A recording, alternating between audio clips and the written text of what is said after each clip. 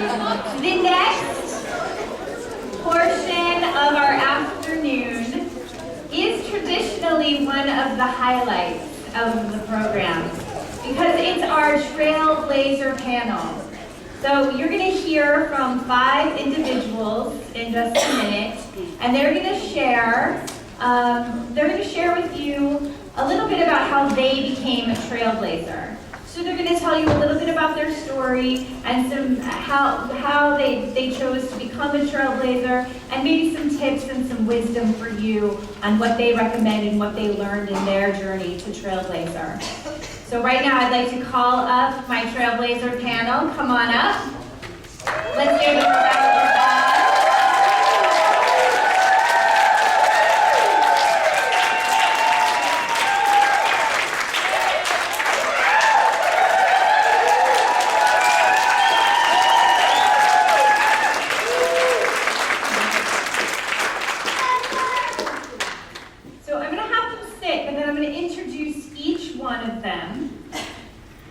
One by one, and then I will step off the stage and I'll let them take over.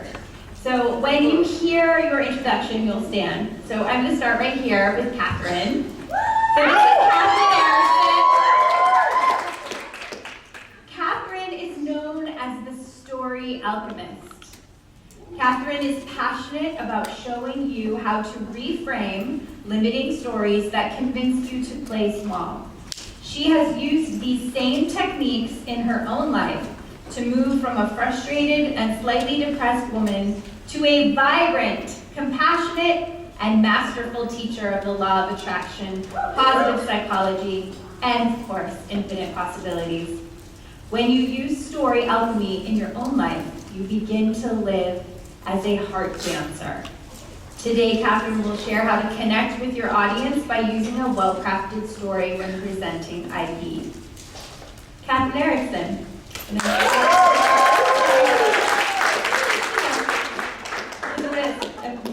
Sabrina, you're going to stand. So Sabrina, this is Sabrina DeLay, everybody. And Sabrina fancies herself a possibilities locksmith, helping others to craft their unique keys to achieving success. Sabrina mentors and coaches both government and non-government clients on how to leverage individual strengths, align with their best self, and live the leadership choice. With the tattoo to prove it, she is daring greatly, living her next adventure, and reminding herself to take a moment to breathe, enjoying the abundance, and stay open to the possibilities. Today, she'll share her story in overcoming the fear of sharing IP with those closest to you. Next, we're going to hear from Mark Offenbacher. Mark is the father of 3 boys and the lucky recipient of 2 wonderful grandsons. A lifelong fitness advocate, runner, triathlete, and general outdoor enthusiast, who now resides in the land of outdoor opportunities of Bend, Oregon. Mark spent over 35 years in the computer industry. He also created and ran a successful catering business. He now spends his time running his own cleaning company, along with developing a growing health coaching business. Today, he will share how he learned to trust the voice within. Mark Offenbacher.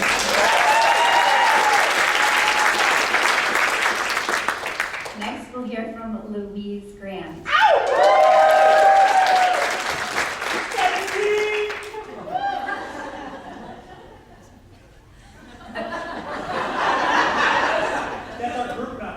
I got it. Just as an aside, since we are pausing here. Interestingly, Sarah Lawrence, who you just saw on the stage, her name is Sarah Louise. This is Louise Grant, and I'm Regina Louise. Really? Oh, now we have mailing Louise. You have any more Louises? Now you tell me. Julia Louise. We'll have to get a Louise picture at the party. So this is Louise Grant, and she is from Nashville. She's 28-year corporate executive, managing communication strategies for public and private companies. Since leaving her corporate career last winter and attending IP training last summer in Ventura, she's become a master-level energy healer, published a writing curriculum for prisons, and founded Dreamweave, a nonprofit social enterprise teaching incarcerated women to create fashionable handbags out of recycled products while learning to envision new life dreams.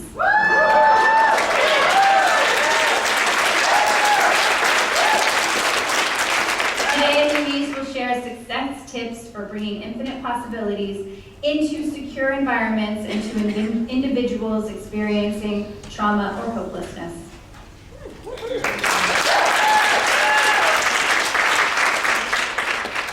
And next, we have Jessa Green.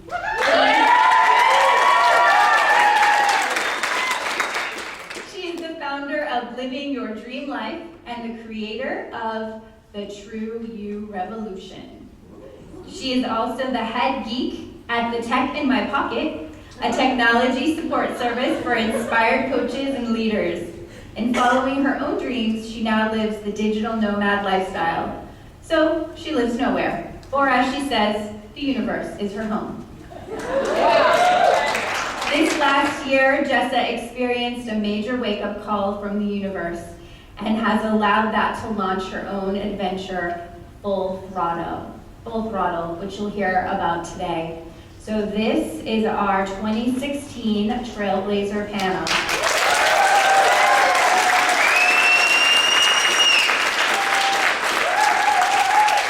They're going to now do their thing and take it one by one, and we will start back at the beginning with Catherine Erickson.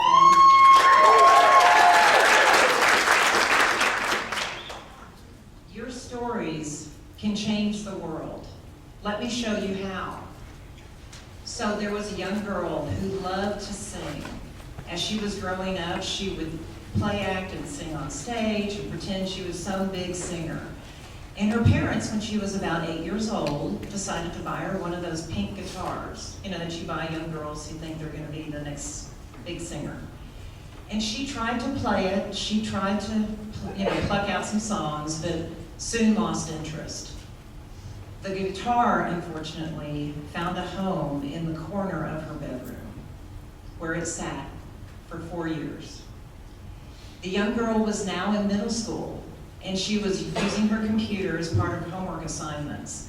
And one day, that computer had some problems. So her parents called in a college friend to come, hey, can you look at her computer? And he came into the room, her bedroom, and immediately, instead of the computer, looked at that guitar in the corner. And she just kind of hung out by the door, and he walked over to that guitar, picked off a piece of clothing, probably a blouse that was hanging on it, and said, really? And she was, who cares? It's fine. And he picked it up, came back over, and started talking to her, saying, have you ever tried to learn how to play this guitar? There's magic in this. And she said, oh, I tried when I was younger, and it just didn't take. So, she's still the nonchalant preteen. Well, he proceeds to go over and sit at her desk and start tuning the guitar. And, plucking a string, and then you hear the sound come into focus. You hear the right sound from that string. And it didn't take too long to have the guitar tuned. And he started playing. And now, all of a sudden, that young girl who had the attitude of the nonchalant, non-caring teenager was drawn in. And she came to sit by and sit next to him. And he just kept playing because he kind of knew what was going on, but let her make the decision to get involved. And after he finished the song, he turned to her and said, you want to learn how to play like this? And she said, well, yeah, maybe. I don't know if I can, but maybe. So he gave her the guitar, settled it on her lap. There was that awkward moment when the guitar didn't feel right, but then it found its place. And he helped her with the fingers, helped her, form that first chord. And when she first strummed, and that first chord, that sound, that note and I'll call it the perfect note, came out, she was hooked. The magic happened. And that girl went on to become a worldwide superstar, pop star, because she knew that was her life's passion. She knew that's what she was supposed to do. And she went on to write songs and get Billboard top hits and fill stadiums of 100,000 and more all across the country and all across the world. And you know who that was? Taylor Swift. And that's exactly how she got started. Now, why did I tell you that story? Well, captivating stories bring the audience in. It's almost as if, as I started to tell that story, you guys could see yourself in that room kind of watching what was happening, watching why she was acting that way and what this young man was doing to kind of draw her in. And you felt part of the story. And there's a trick to this. There's 4 pillars that are involved in captivating stories. But if you think of it as calling people around your own campfire, you're asking people to come in, and you're almost the shaman. You're almost the one who's directing and being the visionary, being that image painter that people can relate to. So how do you tell captivating stories? There's 4 pillars. The first one is you have to draw people in. You have to be specific. You have to describe. You have to give that sensory perception. If there's feeling involved, if there's touch or heat or rough texture or loud sounds, whatever it is, you have to draw people in. Because you know what? Our minds are wired to learn by stories. And that's why I've gotten so fascinated with stories, because they really do teach. And they teach at a very primal level. And the person almost doesn't know that they were learning something. So the first pillar is to draw people in and be descriptive. The second pillar is to answer that question that is always in the back of every single person who's listening to your stories. And that question is, so what? What does this have to do with me? Because it's all about me, right? So when you answer the so what question, if you add or embed universal themes into your story, that's what will bring your audience in. So the universal theme in my Taylor Swift story was her fear of failure. She had tried once and, it didn't work, so why should she try again? So universal themes, love, fear, loss, we all know what they are. And we all know when we hear a story that captures or touches on one of those universal themes.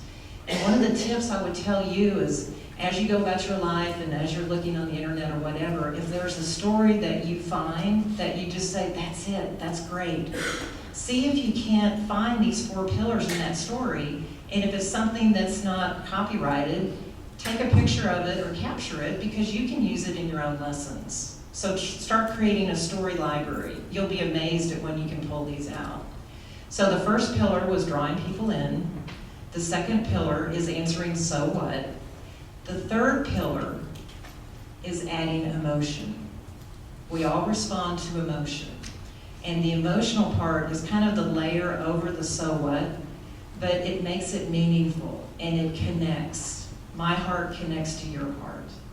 So that's the third pillar of a captivating story.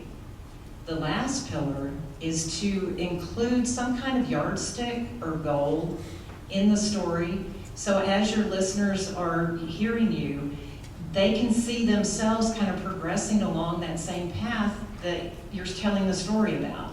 Because captivating stories, you feel like you're living the story yourself, even though you're the audience. So my yardstick, obviously, for Taylor Swift was that she had to put in the time, she had to put in the effort. It wasn't that she just made one guitar chord and, then immediately she's Taylor Swift. There's a lot of work between that and the final result. But having that yardstick embedded in your story, your listeners can see themselves taking that same journey. So very quickly, there's another reason why I shared that Taylor Swift story instead of one of my own. And the reason why is because each one of you, if you go on to teach Infinite Possibilities, Each one of you are just like that young man who opened the door and showed Taylor Swift what her potential it was.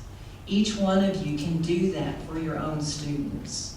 And you're the one who can see that potential, that greatness inside of them that they can't see themselves. So tell your stories, but tell them in a captivating way, and let's change the world together.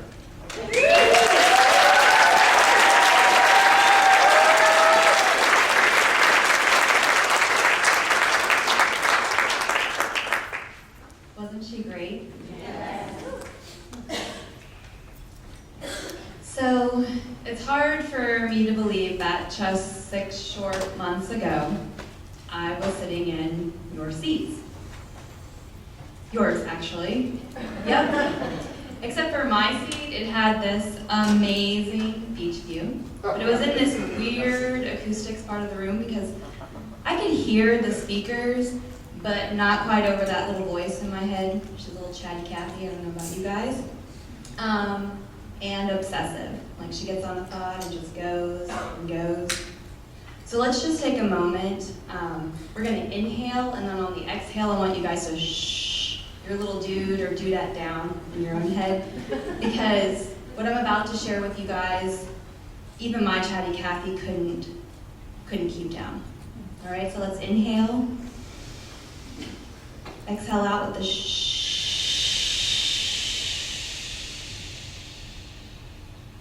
Nice. Better, right? So, I guess my story starts with being in Ventura and hearing from Mike and a lot of the other speakers that sometimes the people who most need to hear this material and need to hear it from you in particular are those closest to you. I had 2 thoughts when I kept hearing that is 1, no. No way, not for me. And 2, I want to take this to government. I'm going to revolutionize it. Man, if I could just get my coworkers in on this stuff, we will change everything. And actually, the week after I was in Ventura, I was going to a conference in Washington, D.C. I was receiving an award for being one of the top 30 young government leaders, and I thought, that's my tribe. These people are going to feel me. So I made flyers. I decided that it was going to be a 3-part webinar. I got my sign-up sheet. I was so excited. I held office hours and introduced the material to everybody. There was probably, I would say, about 300, double the size of this conference, of people there. Can anybody guess how many people signed up? 100. That's right, she got it, 0. Nobody. But no worries. I rebuilt it because I had made a goal for myself when I was here that I said by the end of August, because our conference was in July, so that gave me 6 weeks, I was gonna be a trailblazer. I was gonna do it. So I rebuilt it, in-person session, 1-day immersion, told all my friends and family, come, please, I need at least 6 of you, please. So we get to the last Saturday of August, and sitting in my living room are 7 people, 4 of whom I'm related to, and I'm just thinking like, well, maybe why didn't I start here? Why not start with this kind of innocent audience who's nice and kind to hear this message? Well, the truth was, I was fearful because sharing IP is really about sharing your story, and with family, those stories are often interrelated. I mean, not all chapters, because there are things that we just don't want people to know. But the last 10 months prior to my training had been quite challenging for my family. I got married in October of 2014, and on the same day, my sister attempted suicide for the first of 4 times over the next 10 months.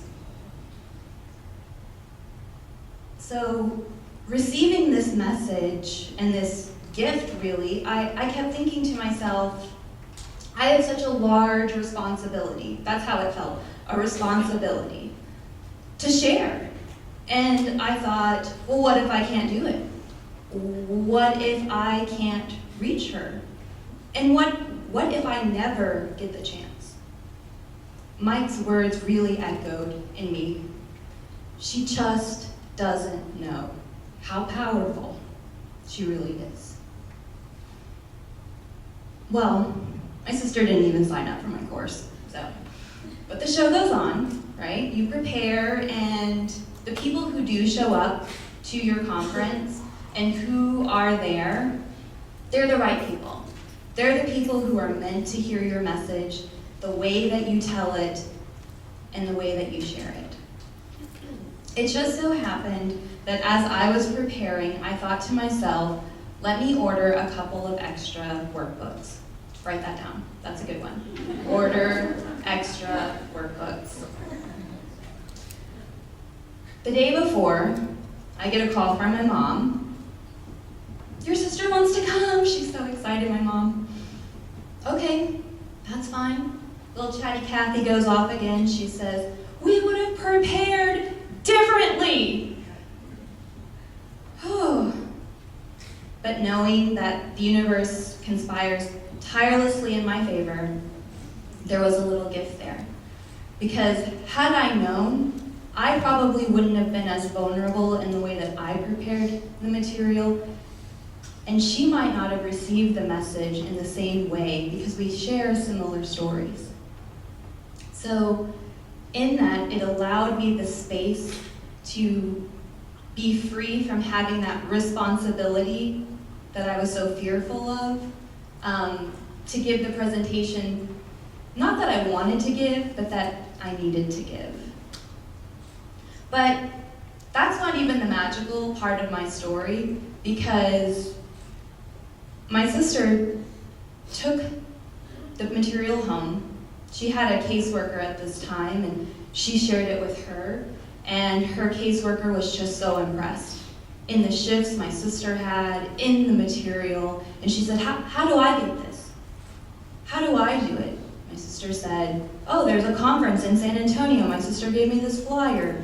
Take it. I don't know, she could be here in this room, that caseworker, or at the next tech conference, but that's what happens when you teach IP, is it's not just the people in your classroom, but they share it. It's like the book that you got. It's going to touch so many lives. The ripples are huge. There's another little part of that story, and actually I didn't even prepare to tell it because it's so new. But on Tuesday, my sister had our first boy, first grandson for my mom and dad. So if you think about the math of it all, so January is 9 months, August wasn't too long ago, and October of 2004 wasn't even that long before that. So there's lots of little miracles that happen in your lives and with the people around you. And it's by no accident that you're going to be the ones who get to witness them and be a part of them. So I want to tell you to have the courage to lean into the discomfort that you may be feeling in sharing it with those around you, because whoever you are called to share it with, and with ever you do share in your own ways, whether it be a one-day, online, it's going to be right for you, and it's going to be right for them. Thank you.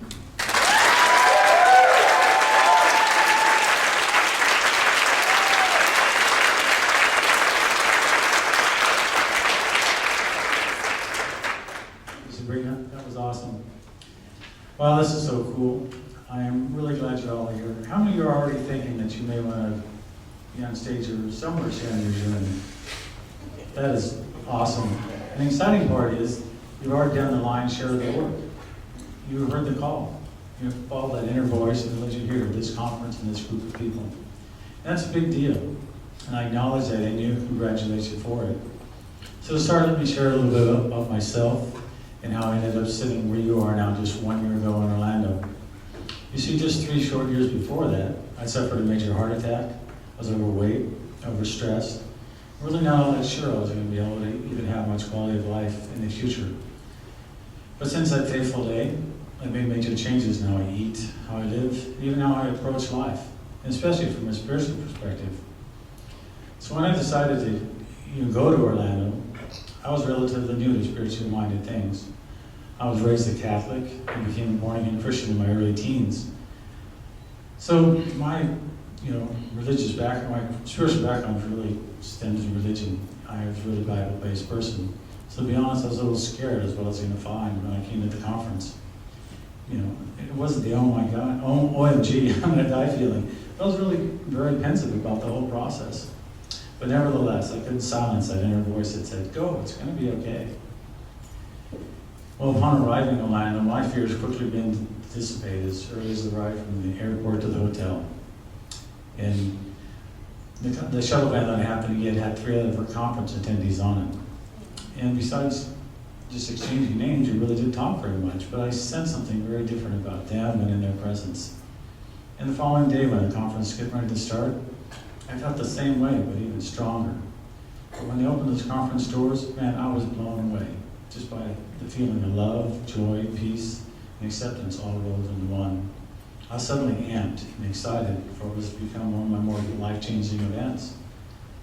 So I don't know when that first day I decided I wanted to be a trailblazer, but I do know by lunch on the very first day that these IB principles were one of the missing puzzle pieces of my life. And for me to even adopt these principles and overcome my self-limiting beliefs was a huge stretch for me. But I couldn't silence that inner voice, and I adopted 2 key principles that I adopted that helped me get to where I am today. And the first one was one I heard Mike say on his audio programs over and over. Just do what you can. The universe isn't asking you to come up with a new, quantum theory. It's just asking you to do what you can, where you're at. The other one was, if it was happening to me or through me, then the universe must have brought it. But it also brought the way and the means to accomplish it.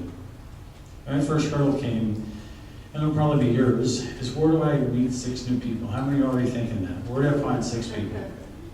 I was such a loser at the time. I didn't have a close group of friends or a family structure back home that I could rely on. So I had to come up with a new way or find another way to meet 6 people. What I came up with was an organization called Meetup.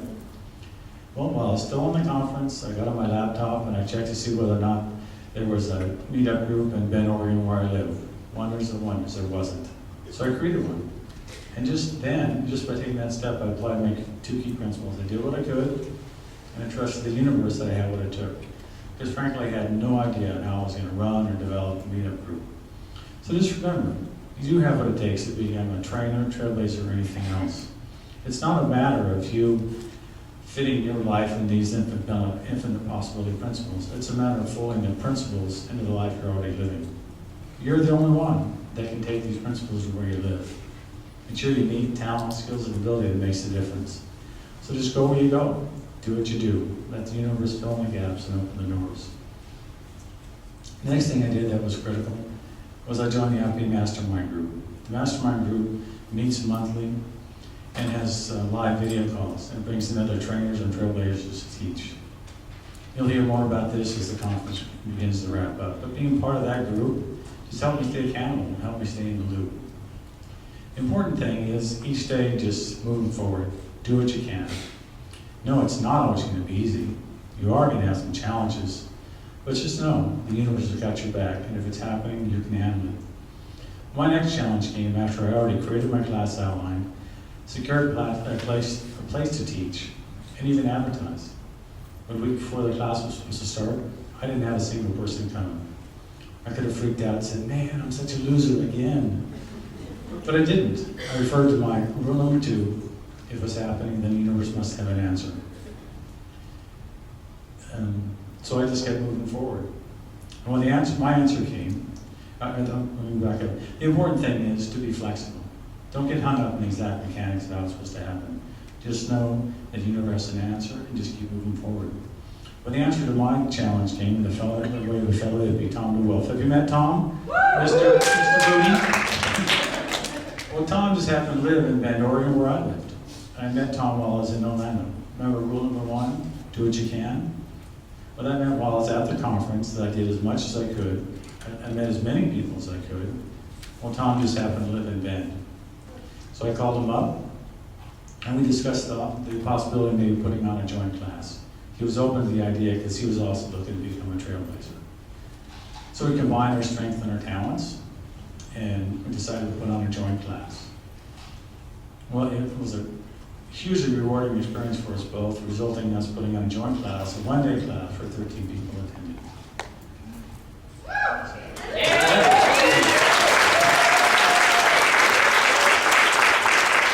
So as we begin to wrap up, I just want to share a couple of things with you I think that'll just help you along your way. Remember, just do what you can every day.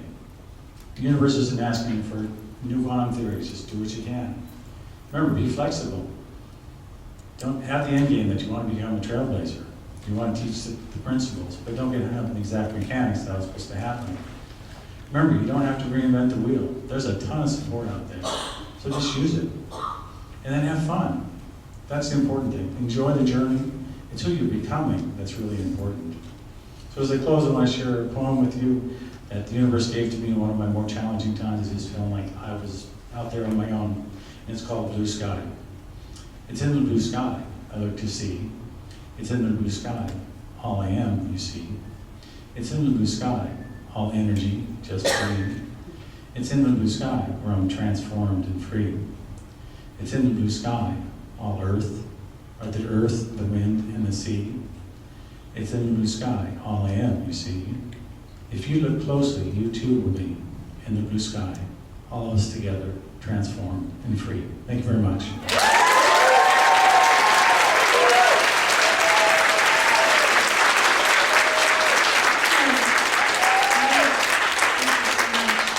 Hi, I'm Louise. In February of last year, I had a painful, shocking divorce from corporate America. I had no idea what the universe and my higher self were conspiring for me, but I dared myself in July to come to a thing called Infinite Possibilities. And let me tell you, the manifestations that have occurred have been fast and fantastic since then. I would never have dreamed that I would have started one of the first nonprofit social enterprises in America in a jail, published curriculums for prisons, completed certifications in 3 energy modalities. Like me, I'm a corporate gal. Now I'm doing energy healing. Taken my savings and started a company to invest in real estate. I know nothing about real estate.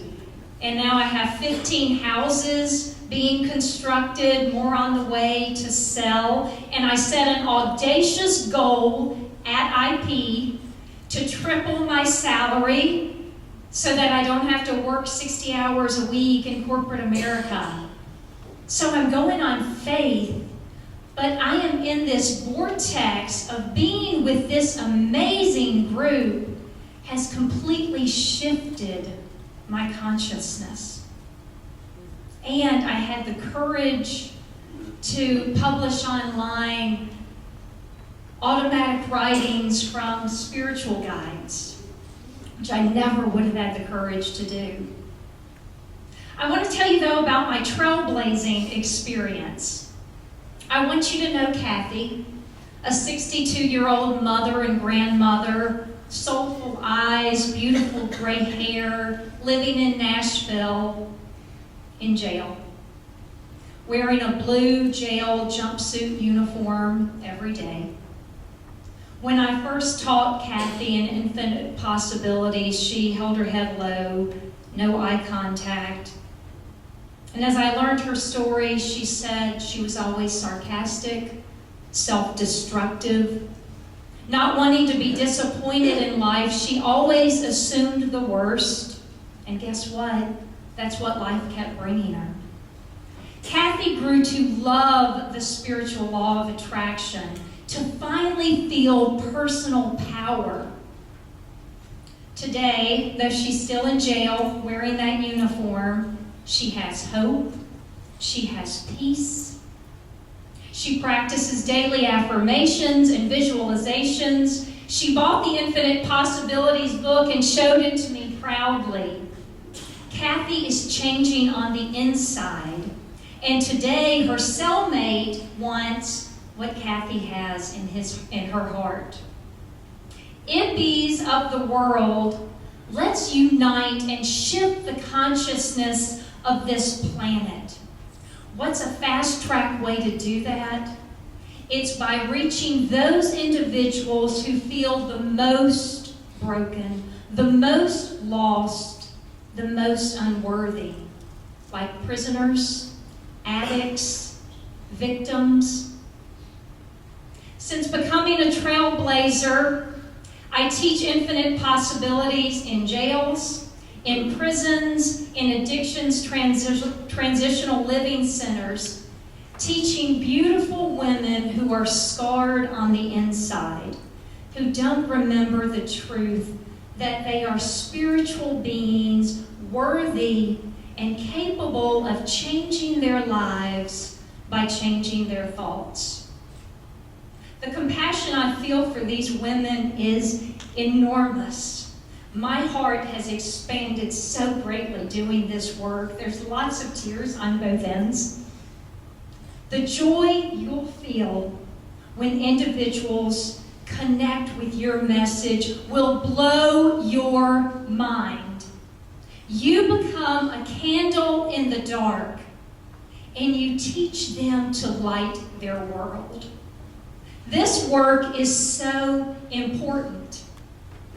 A lot of our IPPE training may lead us into work in social circles or in business environments, teaching individuals practical tools to go from a good career to a great one, from a healthy relationship and love to a wonderful one. But for people in brokenness, I truly believe spiritual law of attraction and vibrational energy elevation may save their lives. For these individuals, their greatest desire is not the new car, the amazing career, the amazing love. For these individuals, their greatest desire is to live without deep emotional and physical pain every day, to become unstuck in what feels hellish, to survive. Their lifestyles, typically caused by great deep trauma, has caused them to live in guilt, shame, fear, regret, and they have such low life force energy.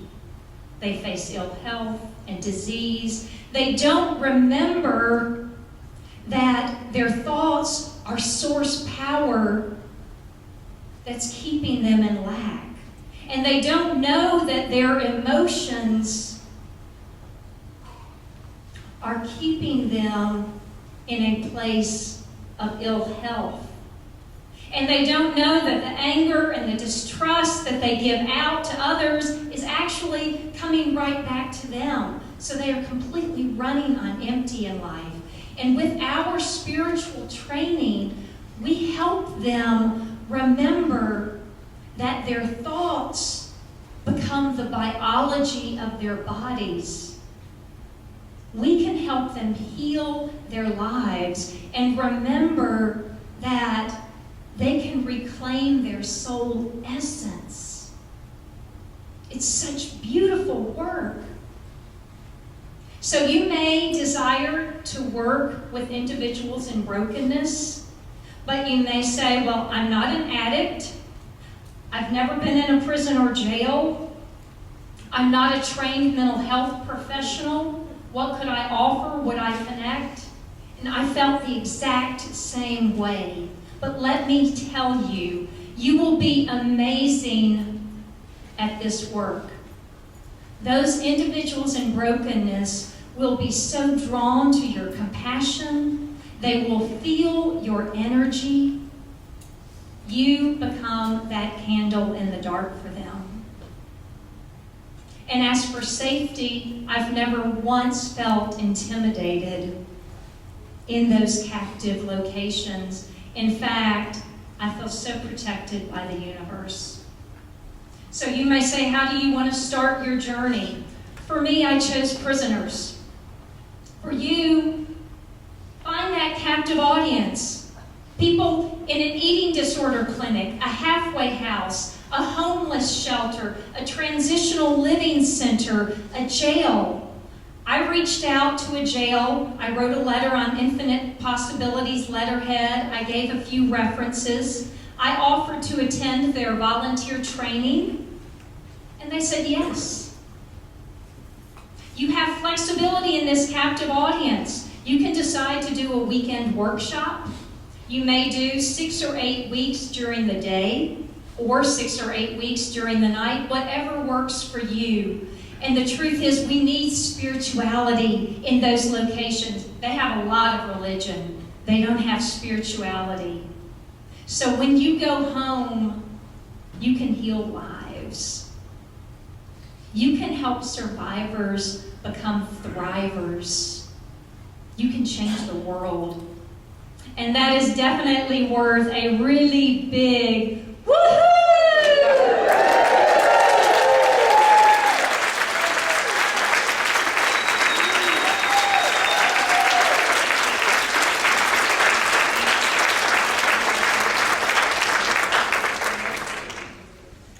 All right. She's amazing, right? These guys are all amazing. Was Ventura your first training? So 6 months ago, she was in your seats. So if you just stop and think, like, who am I? Consider, she was you 6 months ago. Okay? Infinite possibilities, right? That's what we're here about. So by a show of hands, how many had their first experience or connection with anything related to infinite possibilities by getting a note from the universe? Lots of us, right? That was my first tip-off. A friend of mine posted on Facebook, it shows up on my feed, look what the message the universe gave me today. And I'm reading this brilliant, beautiful message, and I was like, who the hell is she? I want messages from the universe. And then I realized I could get them in my email, along with how many millions of other people in the world. So I did.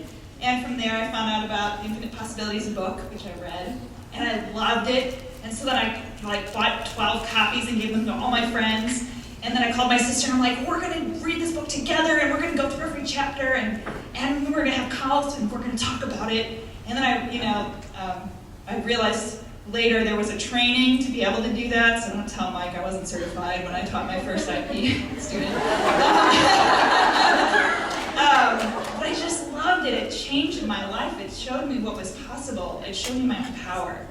And then Mike was coming to Milwaukee, and so I was like, I'm going to go see Playing the Matrix. This sounds cool. Is it related to that movie? No, it's not related to that movie. But I'm kind of a nerd, so I was excited like that.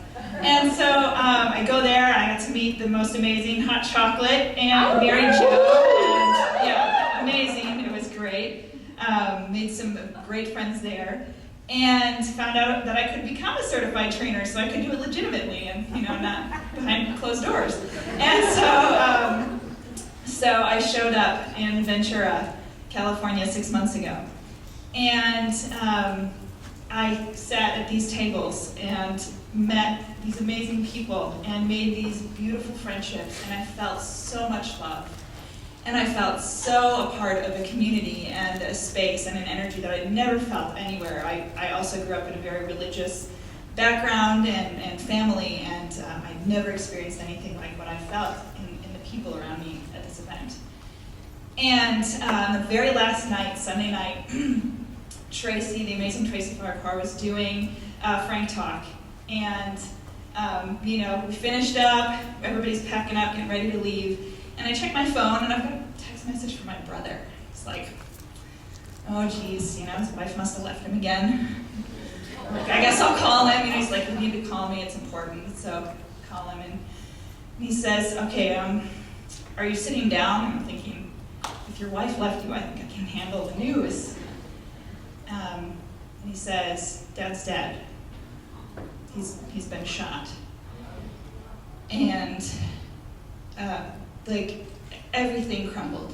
It was just, I didn't get it. I was like, okay, I'm here on this weekend, and the universe is just opening up this amazing, beautiful possibility for my future, and I want to change the world, and I want to make a difference in people's lives, and what the hell? You know, this is not okay.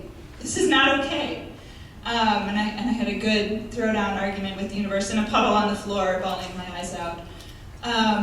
And the universe brought in people from the conference to surround me and to care for me and to love me. And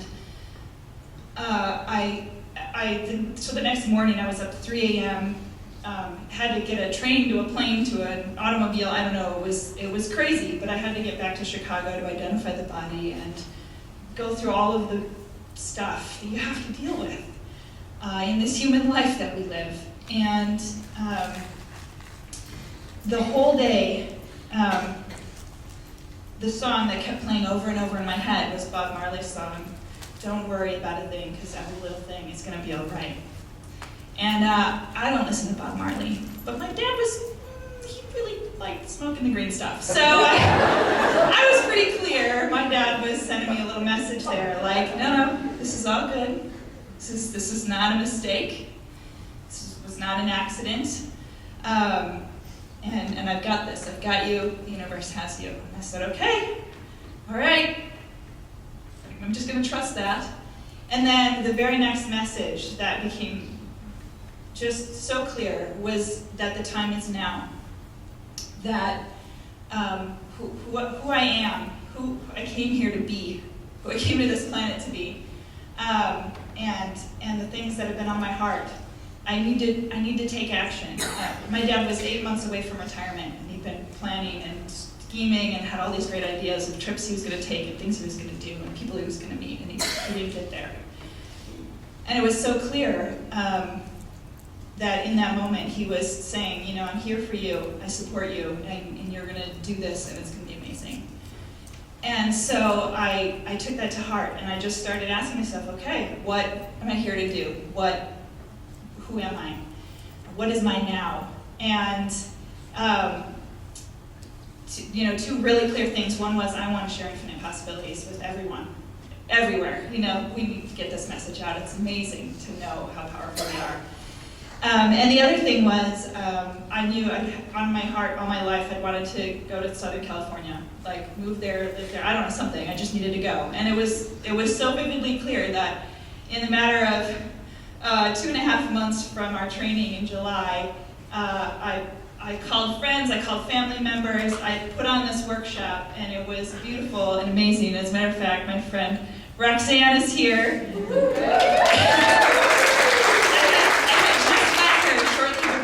The event and briefly, and when she heard about my dad, she just was an angel that swooped in when I got home, having had lost her own father, and she was so there for me. And then she shows up to my workshop and brings like 3 friends from work and her son, and I mean, it was like half of my workshop was her people. It was beautiful. So don't be afraid to just invite whoever. You never know who's going to show up. And then at the same time, I'm selling everything I own and packing up my car and driving to California, which is still this uncertain, exciting mystery adventure that the universe has sent me on. But in that, you know, just in the being free and being open to what the universe has for you right now, I was able to take on this amazing adventure. I'm traveling across the country. I get to travel to the other side of the world. And new people and beautiful connections and opportunities are opening up because I was willing to just take the one step and say, okay, what is my now? And so the challenge I want to give to each of you is to really ask yourself, what is the now for you? What is that radical calling on your heart? And it doesn't have to be sell everything I own and drive across the country in my car. But what is it? You know, what is it for you? Is it a conversation with one person? Is it, you know, finding a job that you love? Is it, you know, starting a new relationship, or maybe ending an old relationship? But, you know, you have to know what that is for you, and then ask yourself, what are the excuses I'm making? to kind of put that off. I put off California for most of my life, most of my adult life. And it's been amazing since I finally let go and said, okay, I'm just going to take this one step. I'm going to do that now. Joseph Campbell says, when you follow your bliss, the universe will open doors where there were only walls. And it's true. As a matter of fact, I'm going to end with this amazing, exciting new manifestation. I manifested a week-long vacation, all expense paid, to Hawaii with the woman of my dreams that I just came here from. And because I was willing to follow my bliss and step out the door and do something that seemed like it didn't make sense, but I knew in here. So my challenge to you is, what is your now? What is your bliss? Go and do that. Don't let anything get in your way.